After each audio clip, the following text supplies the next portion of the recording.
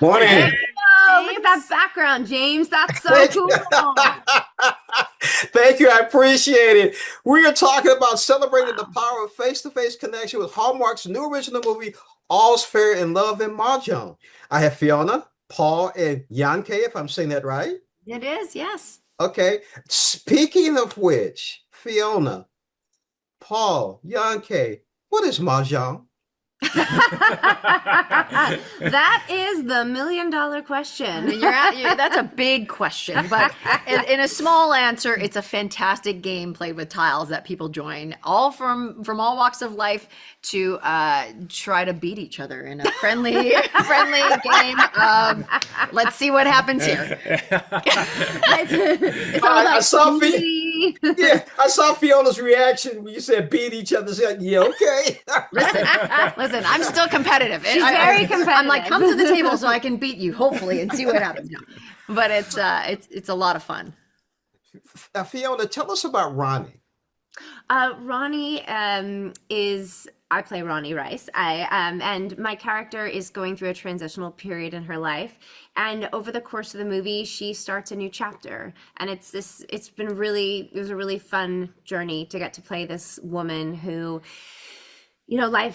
some unexpected things happen and she has to pivot. And as a mom and as a daughter, it was so exciting to play such a strong female character who's going through this time. And it resembled like the challenges that my mom had as a single mom when she had to, after my dad passed, create a new career for herself, and she did it beautifully. And so getting to kind of, tell her story, and that story that so many women can relate to, and especially in time for Mother's Day, it was just a real joy. Also, Ronni is a real person, which was pretty Yes, neat. thank you, Ryan. And an dear old friend of mine, and so that was really cool to see her portray Ronni, and I had a front row seat to that second chance evolution that Ronni went through to become this incredible Mahjong teacher. So it was really neat to watch you bring her to life. Thank you. I mean, she is in real life. She's such a wonderful woman. Like when I met her, I was like, oh my God, like she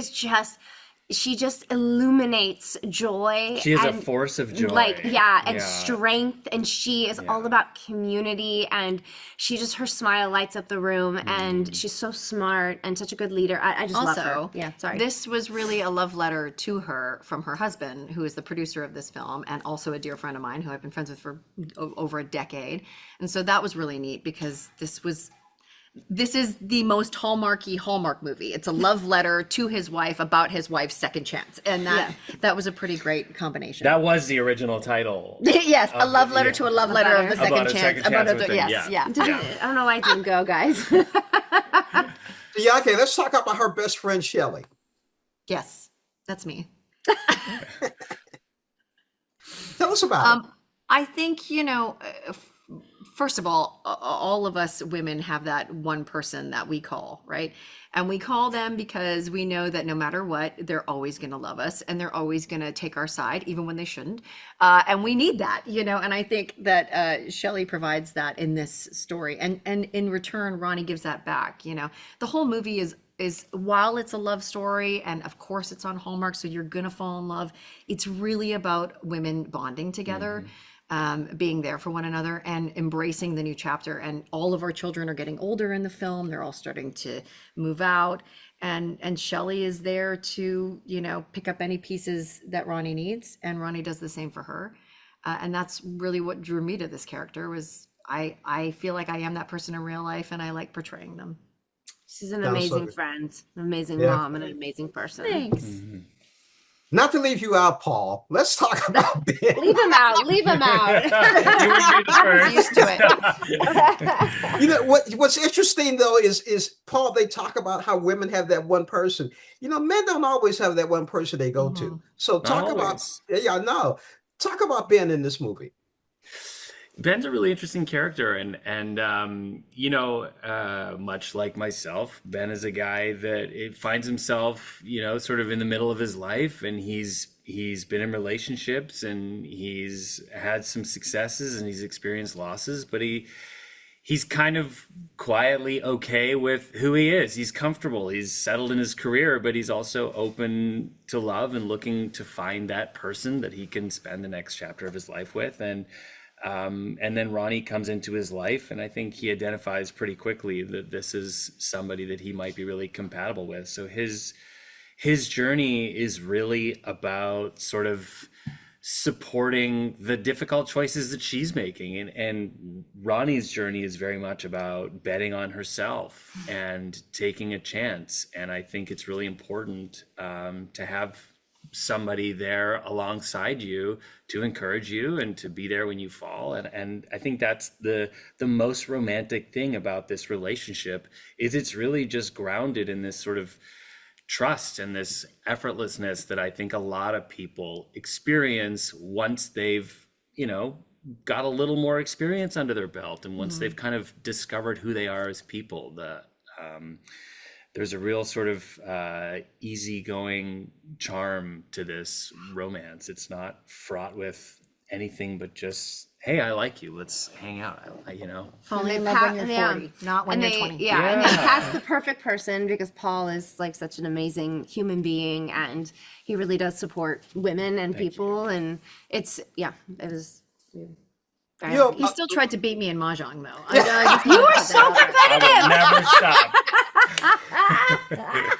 I was like, I am the girl. You lose. He didn't. He just tried to beat me. I was like, I never will, but I'll never stop. Shame on you, Paul. Shame on you. I know. He did have beginner's luck, though. The first time, he was just winning and winning and winning and winning. Creamed So us, and I was like, It never happened again, but that one time, hang my hat on that. What's interesting to me, Paul? Everything that you just said, it kind of answered my last question, which was, what do you want the audience to take away from it? And it really sounds like you want them to make sure that they can have confidence in themselves. They should have at least one person that they can at least talk to that's a really good friend. Hey, and it's okay to be yourself. Is that what you want the audience to take away? What is your version of what you want the audience to take away?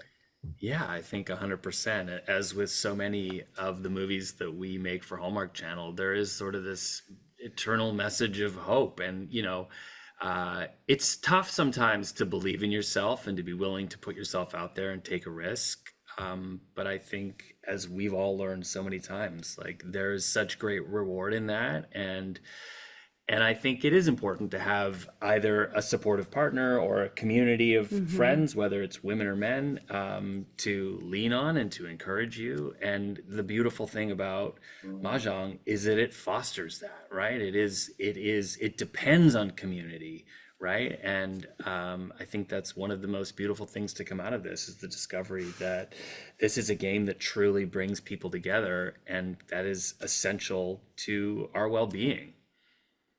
Yeah. Wow. Even though it's competitive, it's still essential, right? Oh yeah. Yeah. That's the best part. That's the best part. Yeah, if you play any game, it's to like argue and then be excited and then be like, oh, fine, okay.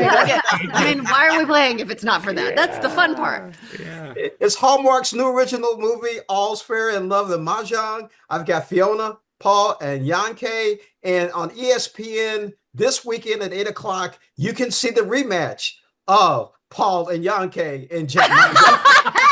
Thank you so much. Finally.